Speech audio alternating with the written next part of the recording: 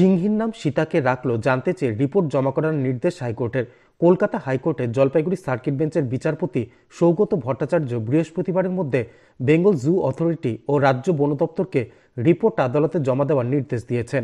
বৃহস্পতিবার দুপুরে এই মামলা শুনানি হবে জলপাইগুড়ি সার্কিট বেঞ্চে। উল্লেখ্য, চলতি মাসের 12 তারিখ ত্রিপুরা থেকে একজোড়া সিংহ আনা হয়েছে শিলিগুড়ির বেঙ্গল সাফারি পার্কে।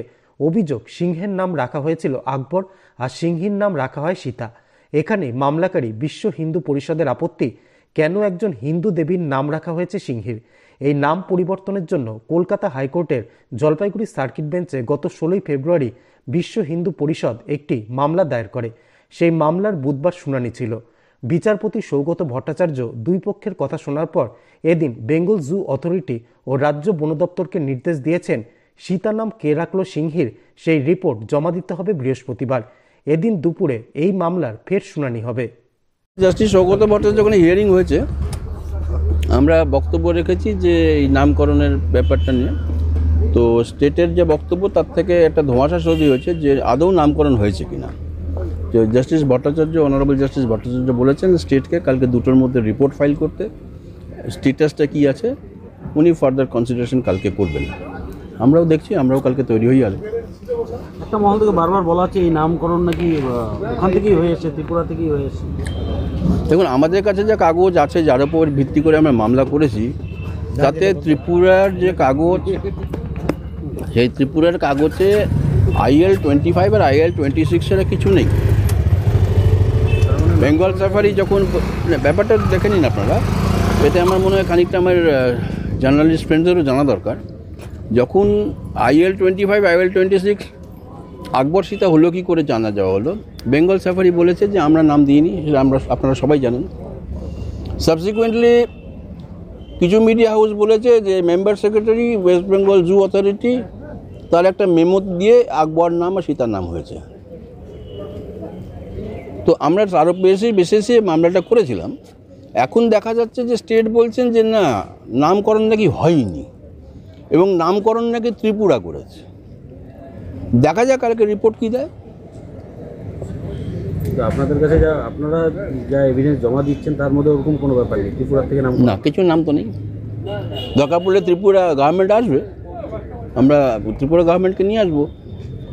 অ্যাজ আনার দরকার নেই, কারণ ওনারা তো মেমো দিয়েছেন, সেখানে তো ওদের অফিসিয়াল সিল আর সিগনেচার রয়েছে যে আমরা কোনো নমেনক্লেচার করিনি।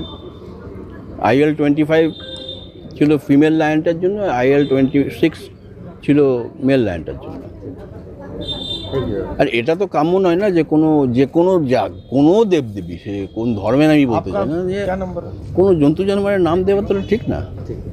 ওই জন্য কি ত্রিপুরা গভর্নমেন্টকে আনবেন বললে? দেখি কালকে রিপোর্ট কী দেয়। সেক্ষেত্রে দরকার পড়লে নিশ্চয়ই আসবেন। ওনারা অফিসিয়াল ডকুমেন্ট দিয়েছেন, আমরা সেটা কোর্টকে দিয়েছি। যদি কোর্ট মনে করেন ত্রিপুরা গভর্নমেন্টকে আনতে হবে, আপনারা সেইভাবেই আমরা প্রস্তুত। এখন তো আমাদের কোর্টে সব বাঘ সিংহ সবাই চলে আসছে। কালকে ম্যাটার 2টোর সময় থাকবে। আমি বলেছি যে এটা this petition cannot be entertain or is not maintainable, person agreed. তার জন্য কালকে হোয়াট ইজ দি স্টেটাস, আমাদের জু অথরিটি থেকে কি পজিশন আছে, the animals are now in the quarantine situation পজিশনে আছে। তো কালকে আমার অফিসারদের সঙ্গে আমি কথা বলে কোর্টকে I will make my appropriate submission. Thank you.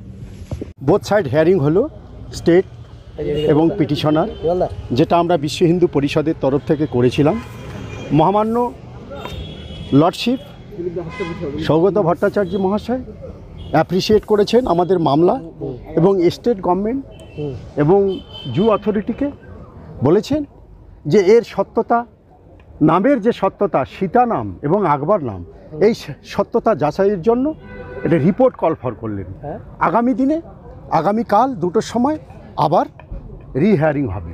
আপনাদের কি আপত্তি কি ছিল? আমাদের আপত্তি ছিল ধর্মীয়, আমাদের সীতা দেবীর নামে অ্যানিমেলের নাম কেন হবে? এটা ভারতের ইতিহাসে অ্যানিমেল অ্যাক্ট, বন্য যে সংরক্ষণ আইনেও এটা কোথাও আমরা পাইনি।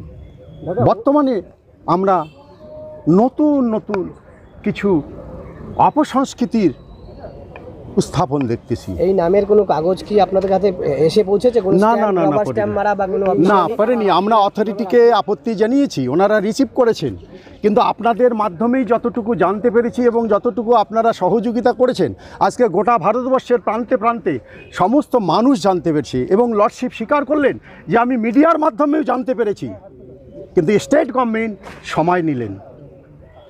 আপনাদের কাছে কি কোনো রিপোর্ট? হ্যাঁ, রিপোর্ট। আপনাদের কাছে কি কোনো নথি ছিল যে না, আমরা যথেষ্ট নথি আপনাদের অনেক চ্যানেলের নথি আমরা দিয়েছি এবং ওখানে আমরা যে অভিযোগ জানিয়েছি তার রিসিভ কপি দিয়েছি।